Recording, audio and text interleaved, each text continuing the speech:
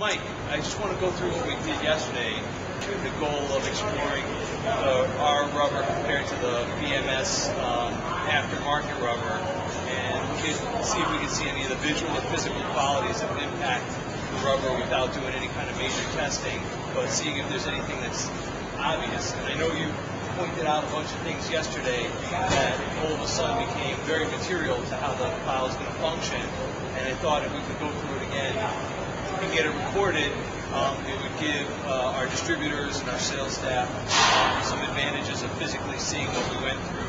Can you go through that again? Yeah, well, the first thing I noticed, we were a little unsure which one was the premium.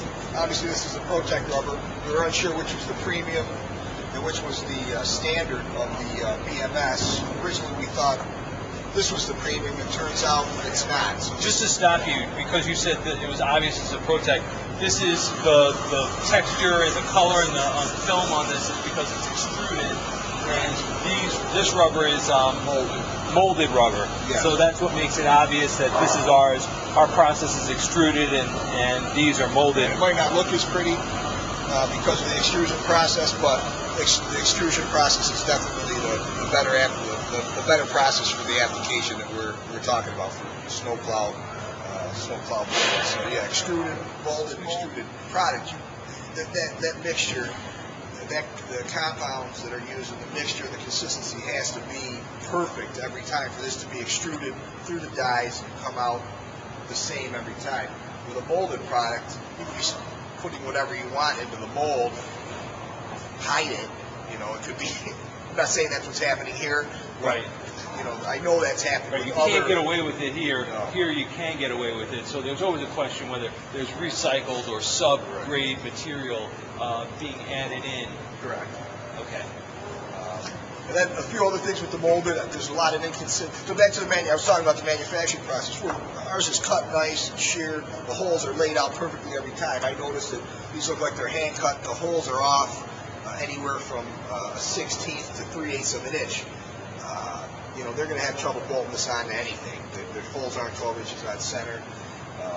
So that's the manufacturing piece. The other part with the molded process, there's shrinkage with molding when you're molding rubber or poly. So this thickness, it's not quite 1.5 inches here. It's actually, I think this one was an 1/8 under. And this one was a 1/16 under. It might have been even more. Yeah, I mean that became obvious when we kind of looked at these, and you look at the Protect, and you can see right up against on this flat surface that there's a significant height difference. So you know that the thickness is different. Yeah. One of the other things with the molded, we noticed that it's really wavy in this dimension. You can still see it, Craig, even with them sitting like that. You know, I don't know. That again, when you pull something out of a mold, it tends to pull and shrink and do a lot of different things when you're talking about plastics and rubbers, that type of thing. So with that wavy or that arc, that rubber's not gonna sit flat, or you're gonna spend a lot of time making adjustments on the pusher to get it right and plowing properly.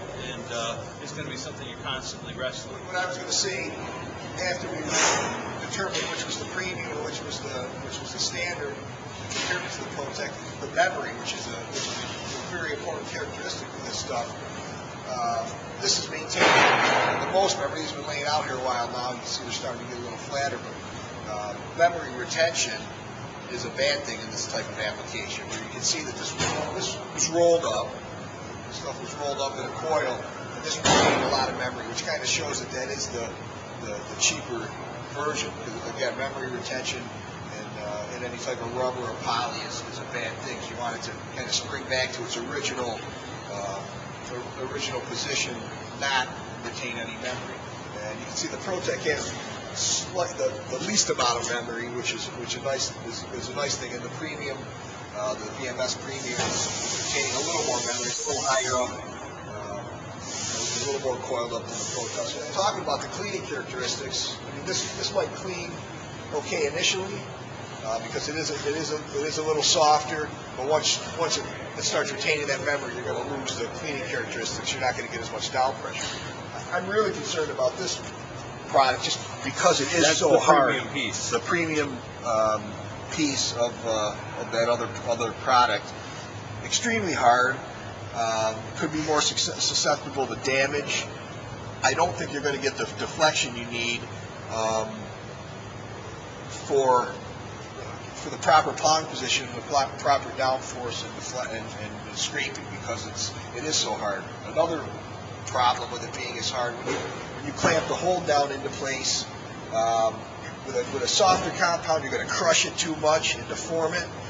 With a harder compound, you may not, that hold down's not going to, the hold down being the metal strip that clamps the rubber into place on the plow. I don't think you're going to get proper clamping with this because of that. You're going to get movement out of it because you're not going to get a good grip, definitely on the ProTech plow, because the way our pitch point is set up and the way our hold down is designed, it's optimal with this compound. So that's another concern. And that and the harder rubber, if it's not deflecting the way it should, you hit an obstacle or a sewer box or a manhole cover, you're probably going to tear it. So, Terry, are you going to damage the pusher in any way? You could if the pusher was not built properly for that heavy of a compound or that stiff of a compound. You could definitely damage. Let's walk over to the skid steer, because we really got a surprise yesterday when we looked at this stuff. One of the most obvious things, I mean, it's the same memory consistencies, but one of the most obvious things that we saw was that our skid steer product, which is 1x6, we ordered skid steer of the aftermarket product, and it came at the same thickness and height, 1x1. One and a half size variation that you talked about, or started talking about, is a huge issue. I mean, we wouldn't recommend putting this on 1.5 by 10. It probably wouldn't fit on our unit to begin with. I mean, we might be able to bolt it on. It's not going to conform to the mold board properly.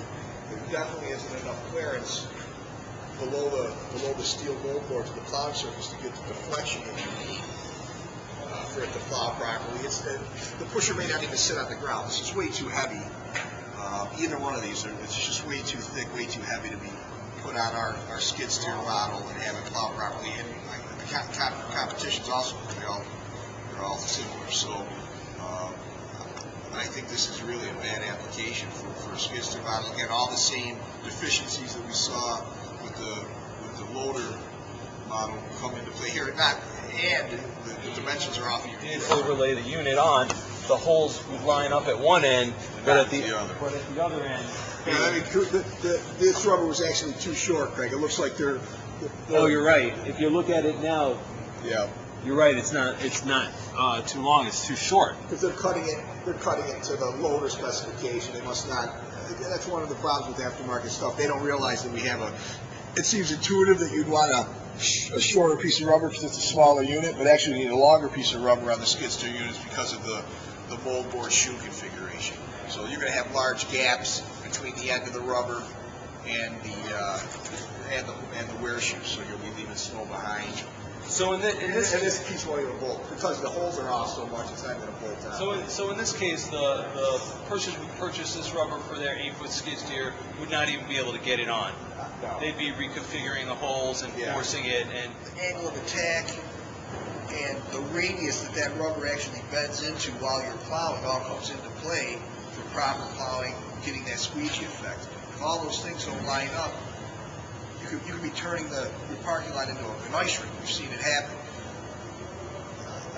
I don't want to say guarantee, but if you used either of these products on our skid steer model, you would actually be compacting the snow into the parking lot, and you'd be turning it into an ice rink.